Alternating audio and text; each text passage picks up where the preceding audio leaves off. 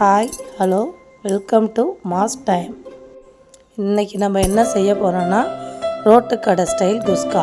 தேவையான பொருள் என்னென்னு பார்த்தீங்கன்னா வெங்காயம், தக்காளி, பச்சை மிளகாய், இஞ்சி பூண்டு பேஸ்ட், கருவேப்பிலை, கொத்தமல்லி.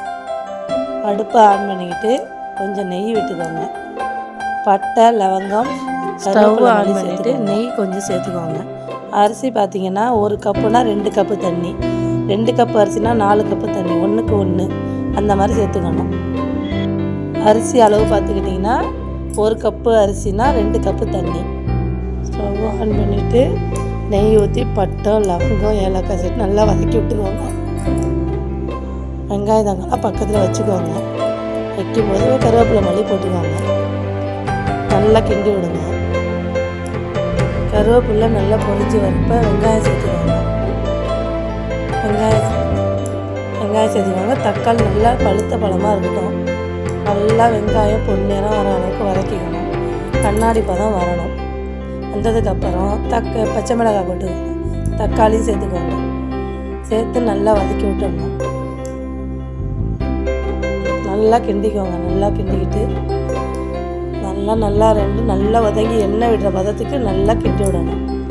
வெங்காயம் தக்காளி நல்லா சுருண்டு வதங்கி வரணும்.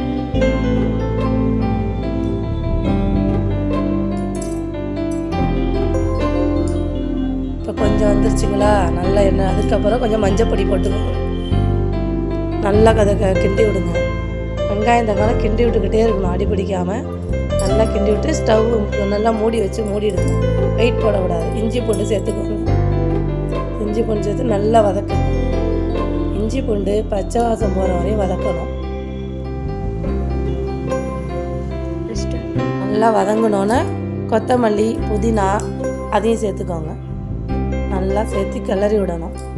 இந்த எண்ணெய் விடுற அளவுக்கு நல்லா கிண்டி விட்டுக்கிட்டே இருக்கணும். அதுக்கப்புறம் மிளகாத்தூள் கொஞ்சம் போட்டுக்கோங்க. மிளகாத்தூள், மல்லித்தூள் போட்டு நல்லா கிளறி விடணும். நல்லா வெங்காயம் தக்காளி மசாலா எல்லாம் ஒன்று சேர்றதுக்கப்புறம் கொஞ்சம் தயிர் விட்டுக்கணும். புளிப்புக்கு லெமன் விட்டுக்கலாம். லெமன் இல்லைன்னா தயிர் விட்டுக்கலாம். ஆப்ஷன் தான் அது. ஆனால் தயிர் விட்டால் கொஞ்சம் டேஸ்ட் நல்லா வரும். நல்லா கிண்டி விடுங்க. மசாலா உப்பு கொஞ்சம் போட்டுக்கிட்டு நல்லா கிளறி விடுங்க.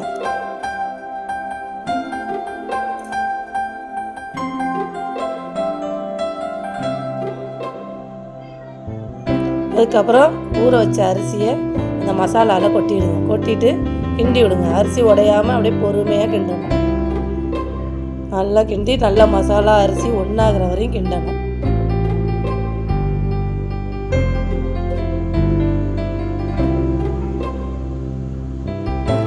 ஒன்றுக்கு 2 கப்பு தண்ணி சொன்னோம் இல்லையா, அந்த தண்ணியை சேர்த்து அரிசி அந்த மசாலாவில் தண்ணியை ஊற்றிடுங்க. ஊற்றிட்டு லேசாக கிளறி விடுங்க. நல்லா அரிசி உடையாமல் கிண்டி விடணும். அதுக்கப்புறம் உப்பு சேர்த்துக்கணும். உப்பு சேர்த்து ஒரு கிண்டி விடுங்க.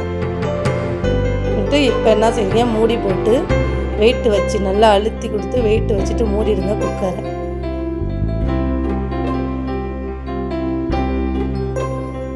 குக்கர் விசில் 2 விசில் விட்டதுக்கப்புறம் எடுத்துருங்க.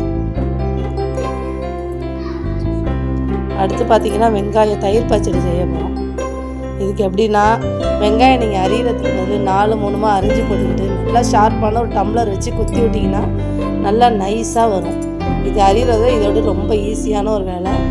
இதெல்லாம் செஞ்சு நல்லா பொடிசாகவும் வரும், அரிஞ்சது மாதிரியே வரும். அதனால் இது கொஞ்சம் ஈஸியான மெத்தேடு. இல்லை அரிய தான் முடியும்னா அரிஞ்சிக்கலாம், அது அவங்கவுங்க விருப்பம். இப்படி செஞ்சிங்கன்னா நல்லா பொடியாக வெங்காய பச்சடி நல்லா அருமையாக வரும்.